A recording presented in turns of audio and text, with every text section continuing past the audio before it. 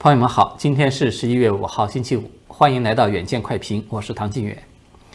在此前的节目中我们有多次和大家分析过了，就习近平虽然他面临着很多的麻烦和阻力，但是呢，他最终达成他的连任是不会有太大问题的。那是因为他通过多年的反腐呢，他的确已经有掌控了党政军各个领域最主要的权力和资源，他可能会利用这些资源去与不同的派别达成交易。那么在今天就有亲共的港媒是再次的放风，提到了六中全会即将要审议的第3个历史决议的部分内容，可以说呢是再次的暗示了习近平他已经基本摆平了这个连任的障碍，甚至是暗示呢他与党内其他主要的派系已经达成了某种交易了。这个放风的媒体呢，它是香港的《明报》，也就是在华人圈中知名度很高的那个武侠小说家金庸他在1959年与他人合资创办的一家报纸。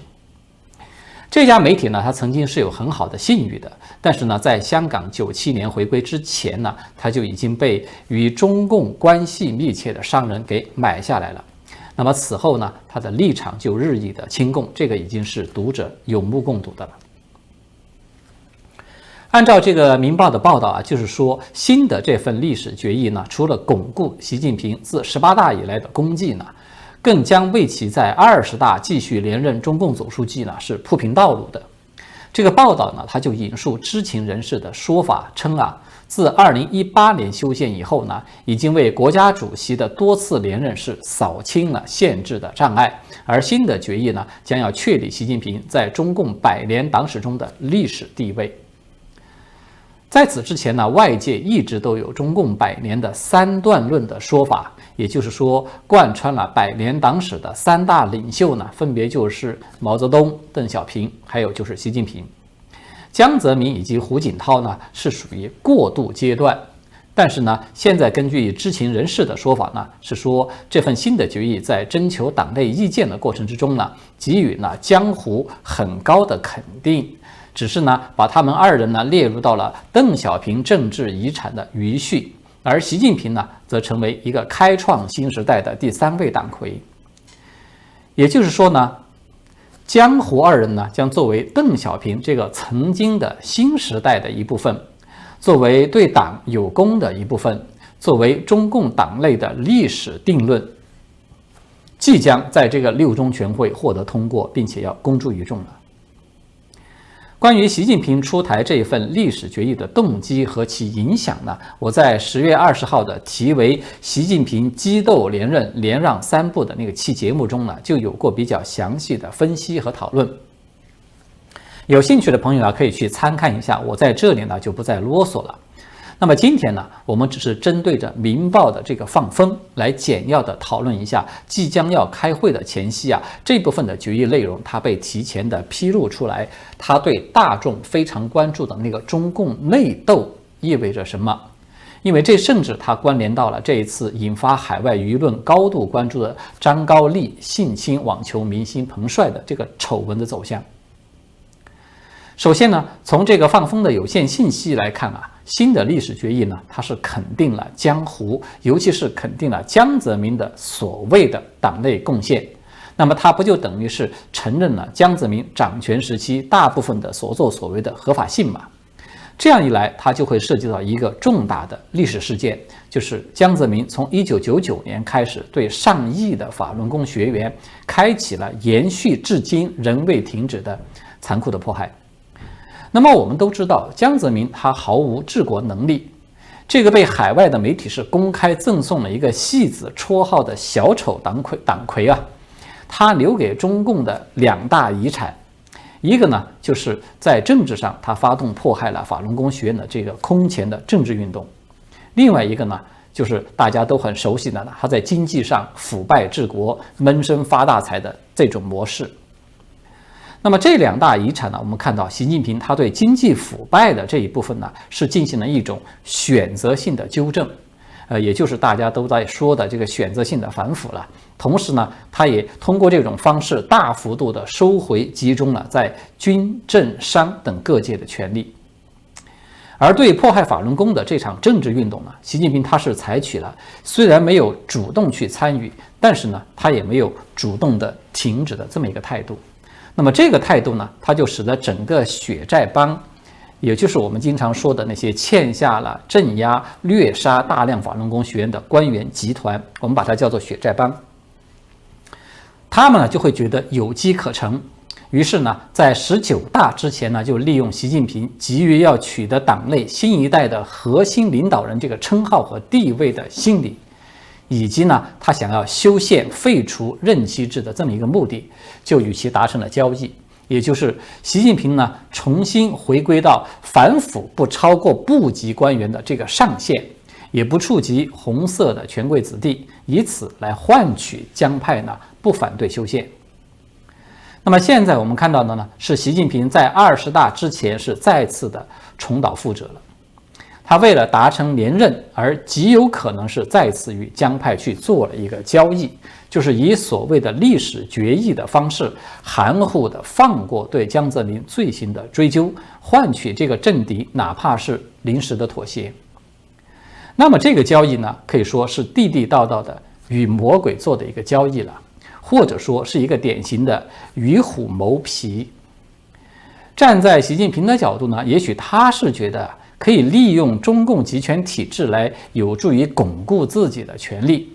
等到彻底的搞定了自己终身掌权这件大事，再回过头来慢慢的去收拾清楚江派在各个领域的绊脚石。但是呢，他就没有意识到啊，其实江派同样也是这样想的。他们是反过来利用习近平来维持这个红色集权的体制，从而呢把习近平与这个体制深度的捆绑在一起。而这种捆绑，它一旦要是达到了某种程度啊，习近平就很难再去清算这些血债帮了。就像这个历史决议，他已经给出了定论，那么习近平就不太可能自己打自己的耳光去推翻这个定论了。如此一来呢，镇压迫害法轮功的这个最大的政治流毒，即便习近平他不想去触碰，也迟早会被算他头上一份儿。这个呢，它同样是一个温水煮青蛙的过程。在我看来呢，习近平这个就等于是在玩火了。现在的中共啊，表面上看起来他仍然是牢牢地掌控着权力，这个数字集权体系呢，还越玩越熟练了。这个就让很多人可能都产生了一种严重的错觉，觉得就是中共的江山呢还会继续的做下去，等着习近平去实现他的那个红色复兴的大梦。但是呢，就像我上次在节目中和大家有分析过的，中共它现在实质上就像一个内部已经是全面溃烂的一个大的脓肿，而且呢，它在表面上啊也已经都捂不住的开始出现一些散发的破溃点了。我毫不怀疑啊，在不久的将来，中共很有可能就会面临一个彻底解体的结局。那么那个将会是一个惊心动魄的过程。我们要说一句笑话呀，就像这个生命不息、变异不止的这个病毒一样，说不定什么时候呢，就会它再来一波像武汉那样的规模，甚至是超过这个规模的爆发。要按照中共现在这种必须要一刀切、彻底清零的做法，那他可能自己就先把自己给玩死了。也就是说呢，习近平他以为自己在利用着对手，其实呢是对手在利用着他，在捆绑他。最后的结果呢，很可能就是大家一起沉船。其次呢，习近平这个历史决议的出台呢，它也会带来一个直接的后果，就是他很有可能利用对手的丑闻或者是把柄来进行敲打，也就是敲山震虎了，迫使对方让步。而这个呢，就意味着他可能会把撕破脸、大打出手这样的时机去往后推移到他确定自己已经彻底的安全之后。我们看到啊，这个彭帅怒揭张高丽的这个事件之中，他就出现了疑似让子弹飞一会儿的这种迹象。比如他的贴文呢，是被普遍的报道说存活了20分钟。事实上啊，这个子弹飞的时间是要更长的，他的帖子啊存活了至少是34分钟。还有呢，就是张高丽的大本营在天津啊，这个天津的纪委突然就有通报了8起违反中央8项规定的这个精神的典型问题。以及中纪委还有刊文披露与韩正试图交际了有长达15年的一个工商银行在上海分行的原行长叫做顾国明的他的一个贪腐案的很多的细节等等。我们可以看到这些动作呢，它可以说都是属于一种敲打的范畴，说白了呢，就是在向对手喊价，他是要等着对手来还价的。所以我们从这个角度上来看，无论是6中全会之前还是这个会议之后，大家要想看到习近平打破这个刑不上常委的帮规，去拿下张高丽或者说是其他的谁，恐怕是会有相当的难度的。说到这个习近平的处境我们接下来呢就会继续的说一说他最新的另外一条新闻，也就是昨天在上海举行了第4届中国国际进口博览会的开幕式。那么习近平呢，他是通过视频的方式又出席了这个开幕式，并且发表了讲话。这个讲话呢，它其实比较搞笑，但是呢也很有意思。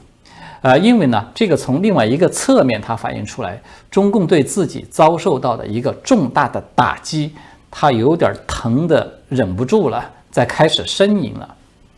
为什么这么说呢？在这个讲话中习近平他一上来他就先来了一句说中国历来是言必信，行必果。然后呢，他就列举了一堆自己在上一届的进博会上宣布的很多扩大开放的诸多承诺说他们已经都基本落实了。因为今年的这个11月嘛，现在它正好就是中共加入了世贸组织的20周年，所以呢，在这个讲话中的后半段习近平他的重点一下就转入到了对这个世贸组织的肯定。声称说，这个20年来中共已经是全面的履行了入世的承诺，中国的经济成就是在中国共产党的坚强领导之下取得的，等等等等。最后呢，习近平他还是按照党文化的惯例呢，向国际社会表了3大决心，归纳起来呢，就是中国扩大高水平开放的决心不会变。第二个呢，是同世界分享发展机遇的决心不会变。第三个呢，是推动经济全球化朝着更加开放、包容、普惠、平衡、共赢的方向发展的这个决心也不会变。那么这些话大家听起来可能都会感觉到它都是很动听的，对吧？唯独就是全面履行了入世承诺这句话呢，它引发了海外舆论的一个热烈的讨论。因为呢，这个话它其实还不是说是习近平自己一个人在这么表态。在1周前的10月29号，中共的商务部呢，在当时就发布了一份题为《中国已完全履行入世承诺》的声明。习近平的讲话呢，他基本上就是再次的重复了这份声明的主要的内容。我想可能不少朋友看到这里已经在开始露出意味深长的笑容了。是的，凡是对中共入世以来兑现承诺的情况稍微有一点点也了解的人呢，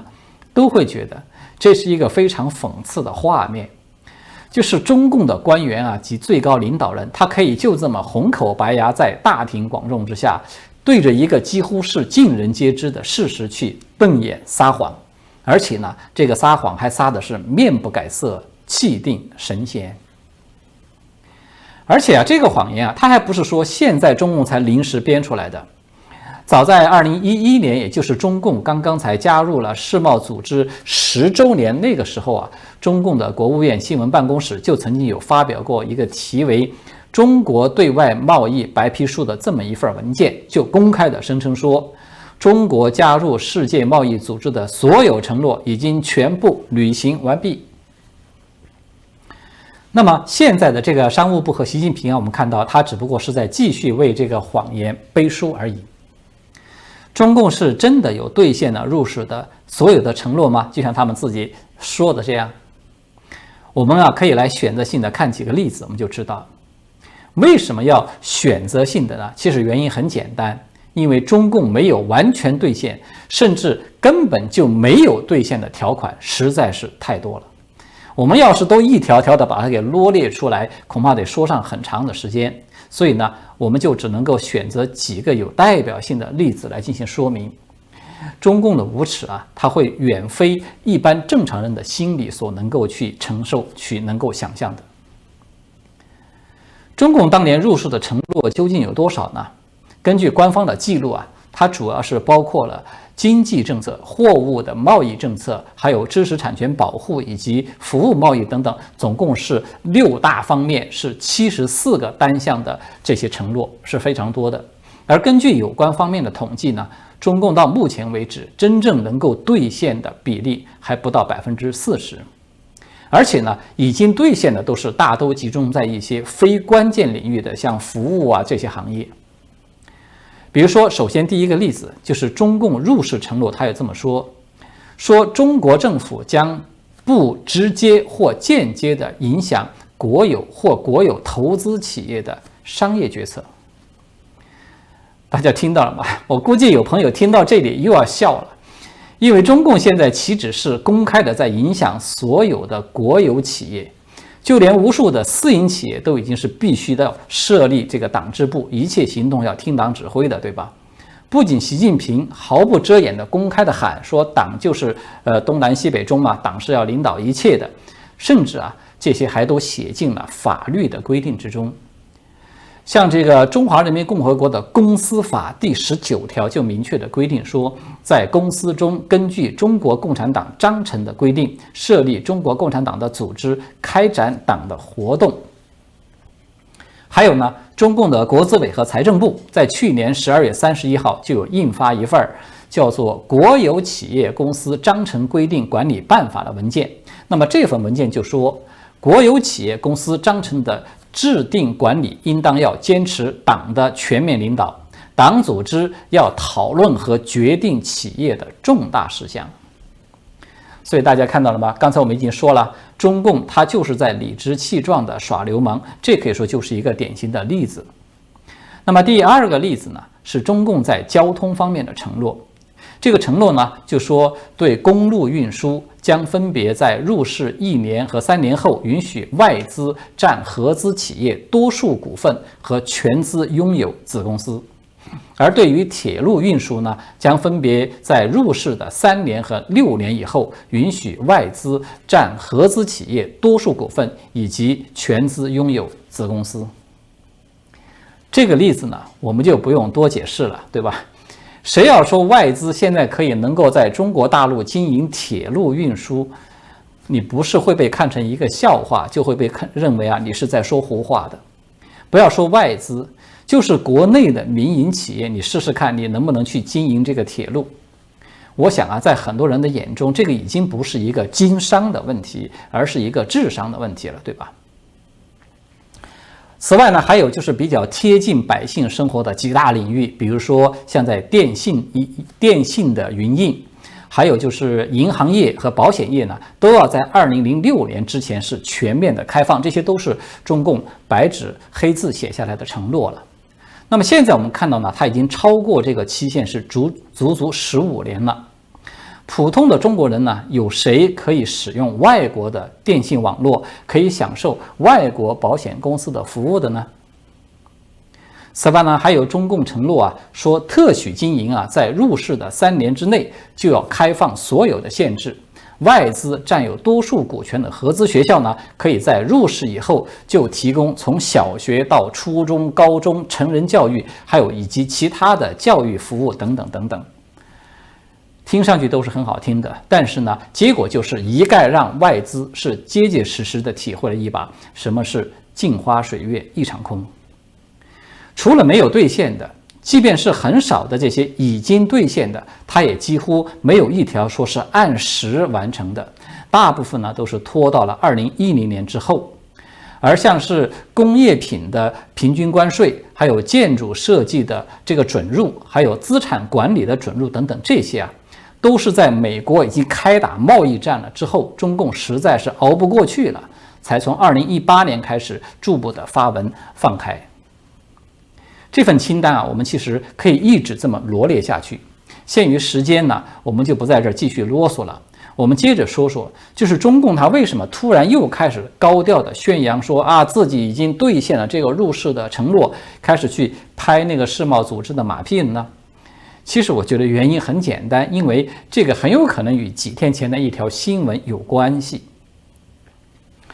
中共的海关总署在近日有发出了一份公告，说自2021年的12月1日起，对这个输往欧盟的成员国以及包括英国、加拿大、土耳其、乌克兰还有列支敦士敦等这些地方的货物呢，就不再签发普遍优惠制度的那个原产地证书，也就是简称叫做普惠制的证书了。而相关国家呢，也已经不再给予中国这个普惠制关税的优惠待遇。什么的意思呢？意思就是说，已经有32个相对发达的国家在一夜之间就取消了中共已经享受了20年的优惠的关税。